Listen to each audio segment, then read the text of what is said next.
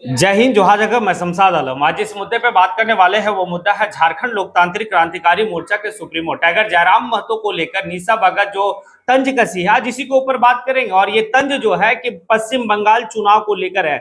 चलिए चलते और सारी बात को विस्तार रूप से समझते हैं कि आखिर निशा भगत जो कल तक झारखंड लोकतांत्रिक क्रांतिकारी मोर्चा में थी और आज जो है कि भाई जयराम महतो के ऊपर तंज कस रही है। और वो तंज जो है कि भाई जयराम महतो का एक पुराना जो है कि डायलॉग है, उसी डायलॉग को लेकर वो बहुत कुछ कही है।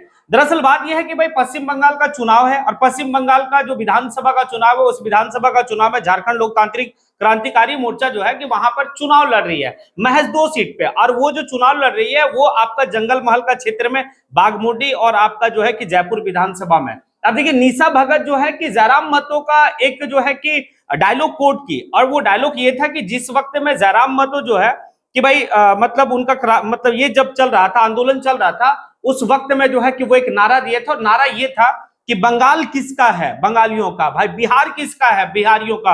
महाराष्ट्र किसका है, मराठियों का। तो झारखंड के करो बाप के लागे की। ये वाला जो डायलॉग है ना, इसी डायलॉग को वो कोट के कि भाई एक बात बताओ, जब बंगाल बंगालियों का है, बिहार बिहारियों का है, महाराष्ट्र मराठियों का है, झारखंड झारखंडियों का, तो फिर जयराम महतो पश्चिम बंगाल विधानसभा चुनाव लड़ने के लिए क्यों गया। अब देखिए यही जो है कि उनका कहना था कि भाई जिस तरीके से झारखंड में बाहरी लोगों को जो है कि भाई उसका जो है कि एक विरोध कर रहे थे जयराम महतो, तो आज जो है कि वो बाहर जाके चुनाव क्यों लड़ रहे हैं।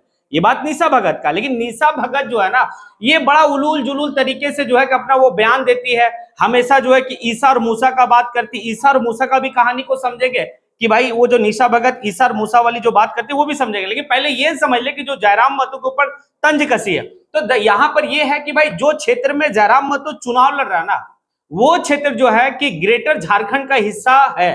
यानी कि जंगल महल का क्षेत्र जो है कि आपका बिरहट झारखंड का जो है कि एक कॉन्सेप्ट है। बिरहट झारखंड का कॉन्सेप्ट में आप देखेंगे पुरुलिया जो आता है, और या फिर जो है कि झाग्राम है, बांकुड़ा है, मिदनीपुर है, ये जितना भी तमाम इलाका, सभी इलाके के लोग जो है कि झारखंड के अलग राज्य की लड़ाई में अहम भूमिका निभाए हैं। और उनकी आज भी लगाव जो है वो झारखंड से है। और झारखंड की जो है कि संस्कृति, झारखंड की पहचान, वो सभी चीज को वो लोग फॉलो करते हैं। और आज भी वहां के लोग इस बात को कहते हैं कि बंगाल के जगह अगर काश हम जो है कि झारखंड का हिस्सा होते तो हम ज्यादा बेहतर होते। क्योंकि उनका जो है कि आज भी स्थिति इस प्रकार से है कि जिस प्रकार से सुदूरवर्ती इलाके का जो स्थिति होता है वो स्थिति है जंगल महल क्षेत्र का। जंगल महल क्षेत्र में वही आने की प्रॉब्लम है जो प्रॉब्लम झारखंड के लोगों के पास है। झारखंड के लोगों के पास जो प्रॉब्लम है वो क्या दिखता है, जो समस्या, वो ये दिखता है कि भाई यहाँ का जो पलायन का मुद्दा है वो मुद्दा, उसी तरीके से जो है कि आपका जंगल महल क्षेत्र का पलायन का मुद्दा जबरदस्त तरीके से है।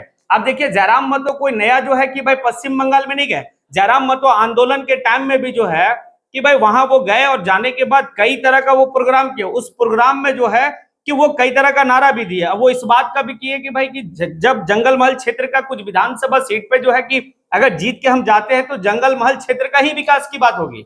तो फिर निशा भगत का जो तंज है ना, वो एक 22 ठोके है। 22 ठोके इसलिए है क्योंकि निशा भगत जो है वो जब झारखंड लोकतांत्रिक क्रांतिकारी मोर्चा में थी तो उस वक्त में जयराम महतो काफी जो है कि उनको बेहतर लगते थे और जयराम महतो का पार्टी से वो चुनाव भी लड़े। लेकिन होता क्या है, इस बात को समझिए, होता यही है कि उसके बाद निशा भगत कहां से कहां थी। निशा भगत का फिर जो है कि खेला चलता है जिस वक्त में कुर्मी समाज के लोग हैं कि भाई रेल टेका डहर छेका का आंदोलन करते हैं। कुर्मी समाज का लोगों का एक डिमांड होता है कि हमें भी जो है एसटी सूची में शामिल की जाए।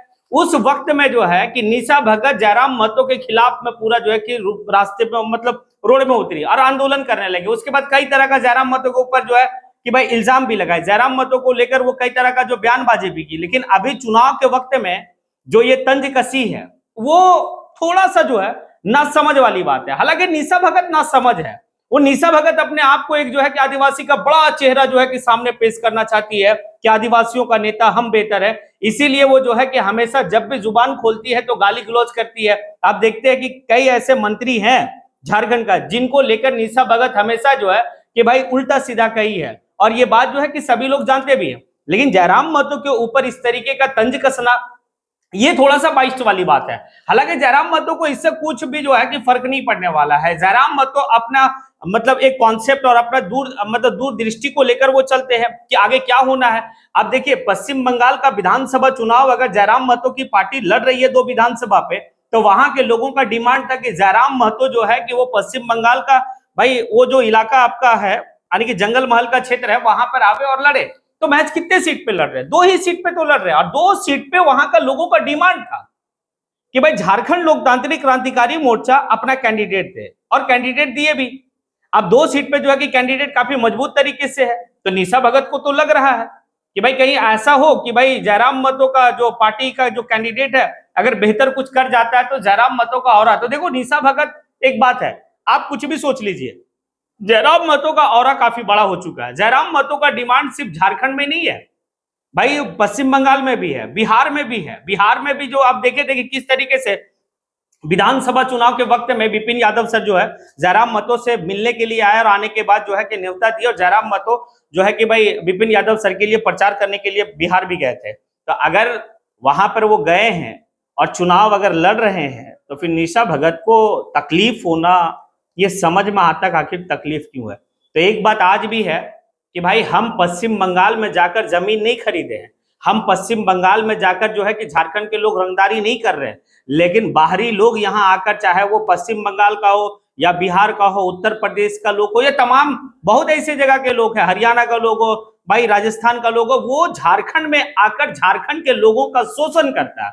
और शोषण भाई इसमें जो है कि जो स्थानीय लोग हैं उनका शोषण होता है। उस स्थानीय में आदिवासी भी है, उस स्थानीय में कुर्मी समाज भी है, उस स्थानीय में जोल्हा समाज भी है, उस स्थानीय में जो है कि भाई हर तरह का, चाहे वो यादव समाज हो, जो भी स्थानीय है झारखंड का, जो भी मूलता जो है भाई शोषण होता है। शोषण इस तरीके से होता है कि कंपनी का लोग जो बाहर की मतलब बाहर के लोग है वो कंपनी यहाँ पर स्थापित करता है, उसके बाद यहाँ के रैयतियों के साथ जिस तरीके से बर्बरता तरीके से पेश आता है, इसके खिलाफ में जयराम महतो कहते हैं कि भाई झारखंड केकरो बाप के लागे की, झारखंड हमारे बाप के लागे। ये बात तो सही था। जब बिहार के लोगों का मतलब कहना कि बिहार बिहारियों का है, महाराष्ट्र मराठियों का है, बंगाल बंगालियों का है, तो झारखंड भी झारखंडियों का है, बात सही था। लेकिन चुनाव लड़ने का अधिकार जो है कि हर कोई को है। कब जयराम महतो इस बात को कहा था कि भाई टीएमसी जो है कि झारखंड में चुनाव ना लड़े?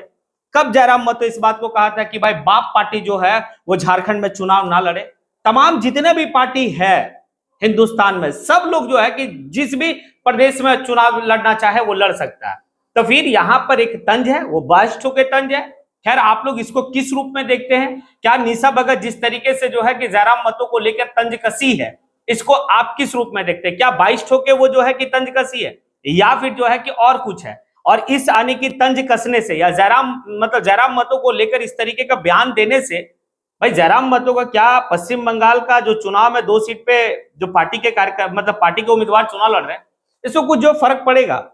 अगर लगता है कि हाँ फर्क पड़ेगा निशा भगत का कमेंट करने के बाद, निशा भगत का कहने के बाद, तो फिर आप, क्योंकि निशा भगत अपने आप को जो है कि भाई आदिवासियों का बड़ा चेहरा कहते हैं, लेकिन आदिवासियों का वो नेता है ही नहीं। क्योंकि वो किसी को भी, चाहे आदिवासी में चाहे आपका कोई भी नेता हो, वो सबको लेकर उलुल जुलुल बकती है। यहां तक कि झारखंड के जो मुख्यमंत्री हैं उसे लेकर भी कई तरह का अनाप शनाप वो बात कही है, जबकि आज के वक्त में पूरे हिंदुस्तान में आदिवासियों का सबसे बड़ा नेता हेमंत सोरेन है, शिबू सोरेन के जाने के बाद। उसे भी लेकर वो काफी मतलब जो है कि उलुल जुलुल कही है।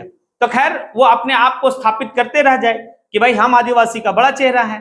तो खैर बात की बात है, क्या होगा नहीं होगा। अब देखिए उसका एक और डायलॉग चलता है, ईसा और मूसा। ईसा और मूसा की कहानी थोड़ा सा समझिएगा।